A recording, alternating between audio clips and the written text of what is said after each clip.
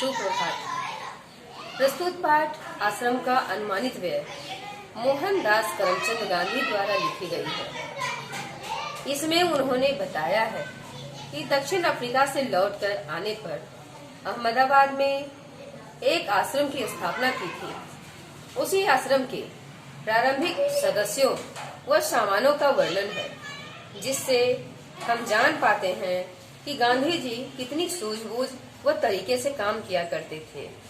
यहाँ एक आश्रम के अनुमानित व्यय का ब्यौरा पेश किया गया है।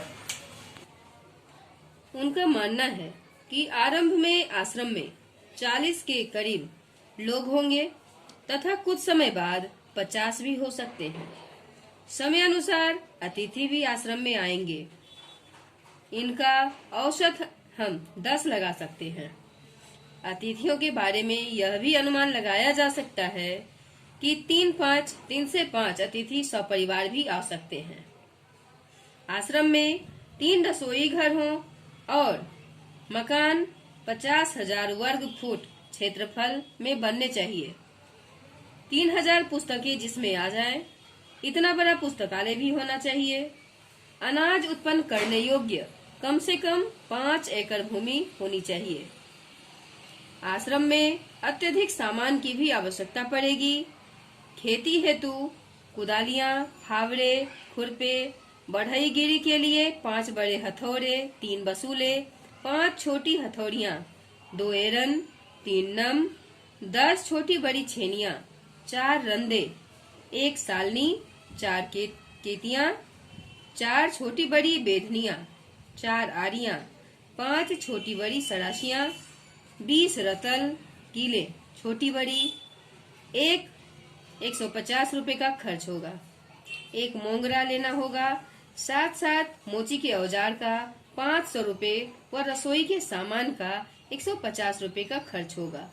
मेहमानों के लिए एक बैलगाड़ी की भी आवश्यकता पड़ेगी, ताकि उन्हें स्टेशन से सामान लाने में परेशानी न उठानी पड़े।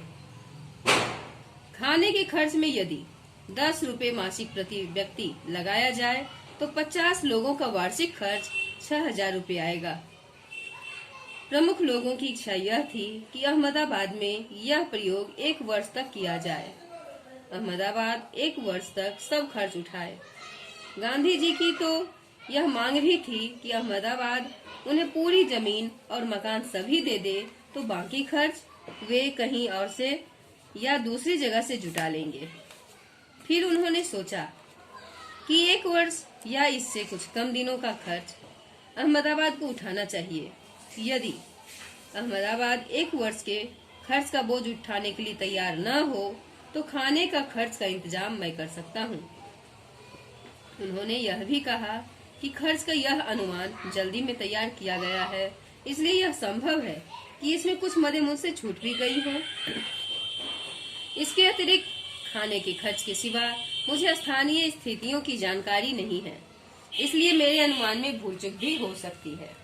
उनका विचार था कि अहमदाबाद सब खर्च उठाए तो विभिन्न मदों में खर्च इस तरह का हो सकता है: किराया बंगला और खेत की जमीन, किताबों की अलमारियों का खर्च, बढ़ई के औजार, मोची के औजार, चौके के सामान, 1 बैलगाड़ी या घोड़ा गाड़ी, 1 वर्ष के लिए खाने का खर्च लगभग 6,000 रुपया।